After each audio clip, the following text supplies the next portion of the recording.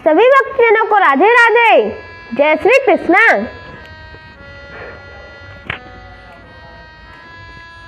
संक्षिप्त गरुड़ पुराण अध्याय 141 भविष्य के राजवंश का वर्णन। श्री हरि ने कहा, हे रुद्र, परीक्षित के पुत्र जन्मेजय के पश्चात एक चंद्रवंश में शतानीक, अश्वमेध दत्त, अधिसोमक, कृष्ण, अनिरुद्ध, उष्ण, चित्ररथ, सुचिरथ, वृष्णिवान, सुषेण, सुनीथक, निच्छसु, मुखामार, मेधावी, निपंचय, पारिलप्प, सुनय, मेधावी, निपंचय, ब्रीदरथ, हरि, त्रिग्व, शतानीक, सुदानक, उदान, अहीनर, दंडपाणी, निमित्तक, क्षेमक तथा सूतक नामक राजा हुए। ये सभी यथाक्रम अपने पूर्ववर्ती राजा के पुत्र थे। हे रुद्र, अब मैं इक्ष्वाकु वंशीय बृहदल के उस वंश का वर्णन करता हूँ जिस बृहदल वंशीय कहा गया है।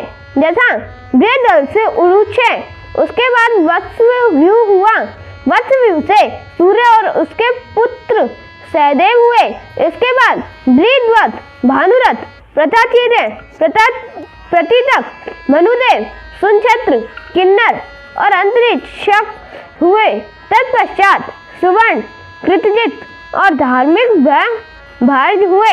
तदंतर कृतंजय, धनंजय, संजय, साक्य, सुद्धोधन, बाहुल, सेनजित, क्षुद्रक, समित्र, कुड़व और सुमित्र हुए।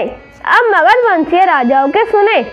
मगध वंश में जरासंध, सहदेव, सोमापी, सुश्रवा, आयुतायु, निर्मित्र, सुछत्र, बहुकर्मक, सुतंचय, सेनजित, भूरी, सुचि, क्षेम्य, स्त्रव्रत, धर्म, शमशूल तथा देवसेन आदि राजा हुए। इसी प्रकार आगे सुमति, सुबल, नीत, सत्यजित, विश्वाजित तथा ईश्वरसुजय ये सभी बृहद वंश में उत्पन्न होने भारतरथ नाम से जाने जाते हैं। इसके बाद जितने भी राजा होंगे वे सभी अधार्मिक और शूद्र होंगे।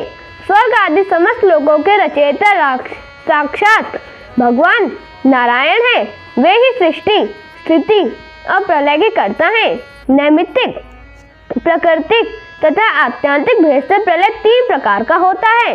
प्रलय काल आने पर पृथ्वी जल में, जल तेज में, तेज वायु में, वायु आकाश में, आकाश अहंकार में, अहंकार बुद्धि में, बुद्धि जीव में और वह जीवात्मा अव्यक्त परम ब्रह्म परमात्मा में विलीन हो जाता है।